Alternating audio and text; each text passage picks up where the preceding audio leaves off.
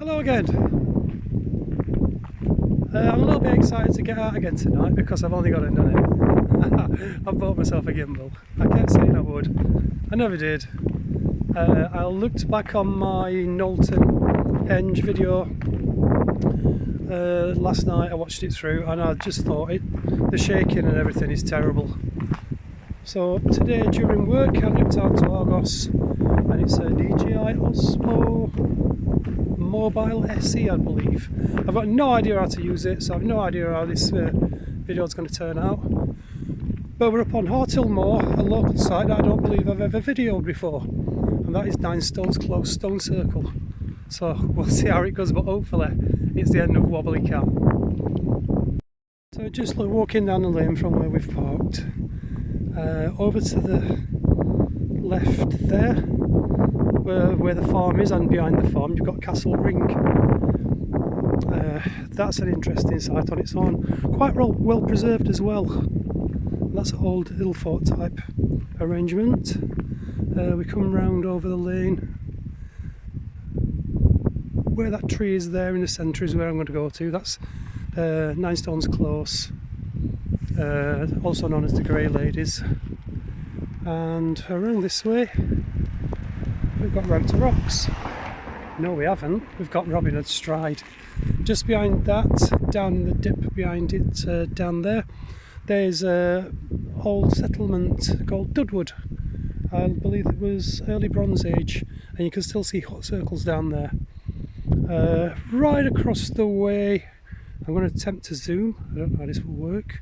I'm not sure if you can see the mast on the horizon there, but that mast is very close to the 9 Lady Stone Circle. So this whole area is covered in prehistoric sites. I'm going to get to the entrance, walk across the field, then I'll get back to you. Reference, that's Hartill Moor Farm, and that's where Castle Ring is. And directly opposite that, you'll see the sign there, public footpath to Robin Hood Stride, 1/4 mile.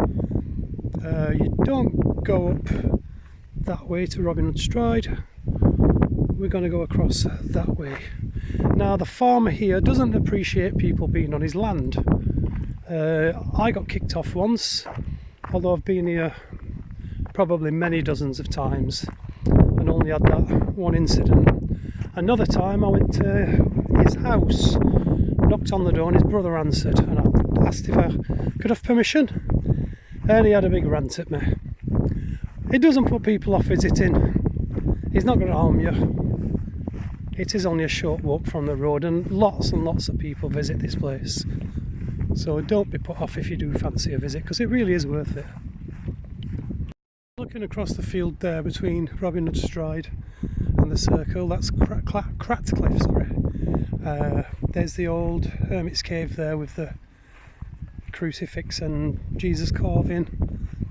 That was some kind of defensive arrangement up there. There was also a settlement off to the right of it. I've been up there with a sort of map, ground plan of the place. It's very difficult to pick anything out because the whole area is just covered with rocks. I never managed to really satisfy myself that I was seeing what I was supposed to be seeing on the ground plan I had. But yeah, there's much to see here. So don't just come to see the circle, there's lots of other things to see. So look up this immediate area if you do pay a visit here. Especially the little village down at Dudwood with the hot circles. Really well preserved and really worth the walk, though I would recommend that more in summer or spring, because it does get very high with bracken and stuff like that if you could visit Dudwood. Across the field, and that's the gateway to get into to visit 9 Stones Close. But firstly I'm going to go this way, because you see the big oak tree there, I think it's oak. Below that is rock art, and most people don't know it's there. So let's go and have a look at that first. Indeed an oak tree, and by the very base of it, they're very, very difficult to pick out.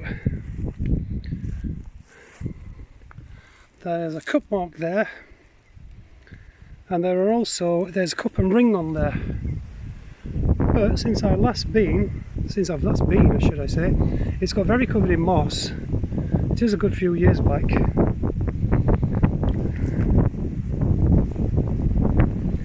yeah, I'm not really able to pick anything out. I have brought a bottle of water with me, as any good rock art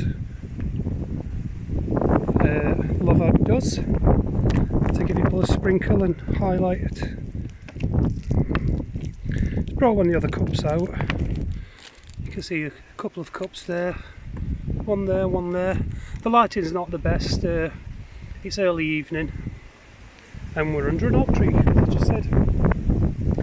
I also believe I found another cup mark stones, one in the wall where the oak tree is, and one right down the bottom end from the circle.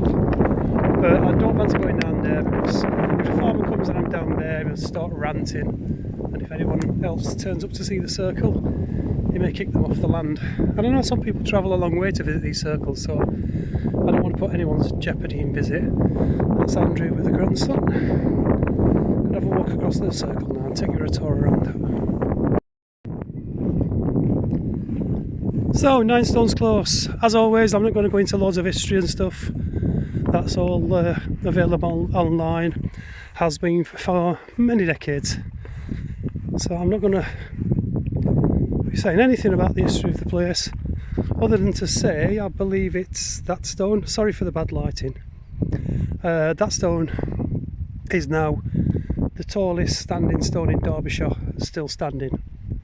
I believe the Old Woman's Stone on Bamford Moor, near Bamford Moor South Stone Circle, was larger. But as far as current standing stones go, the tallest one now lies within this circle. They were said to be 9 stones. In recent history, probably 18th, 19th century, 7 were recorded. A bit later than that, 6 were recorded. In the gateway over there is another stone, and some people reckon that that was once part of the circle. It is a likely looking standing stone. It's got a lot of rilling on top to say it's been exposed to weather for a long time, but there's no solid evidence whatsoever to say that that stone was part of the circle. But just about anywhere you read about this circle, there's that myth. A bit of folklore. A farmhand, I believe it was one day sat eating his lunch or something in the circle, and he found a clay pipe.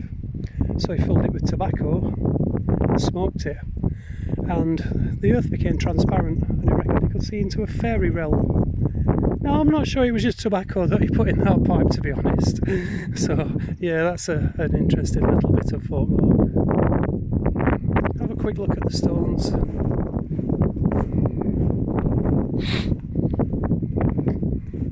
The cows use these as rubbing stones very often.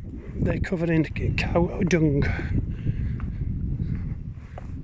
Also, when the farmer spreads this field, the stones get covered. Some people reckon there's cup marks on one of the stones. I can't remember which one, but I did look into it previously. I think this is the one, because there's something resembling a cup mark there, but I'm not convinced, to be honest.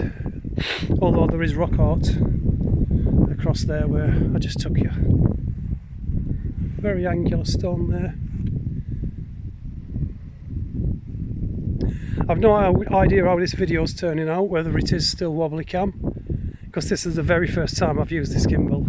I only bought it a couple of hours ago.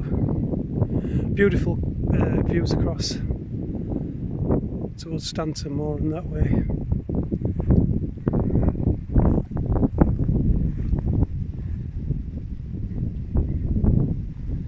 So yeah, that's 9 stones close, and hopefully, and sadly, the demise of wobbly cam. So I've just walked across from the circle. I thought I might as well show this other stone, show the weathering and whatnot. It would make a fine standing stone, to be fair, but as I said, there's no evidence that it was ever in the circle. But come and have a look, see what you think yourself. 9 stones close.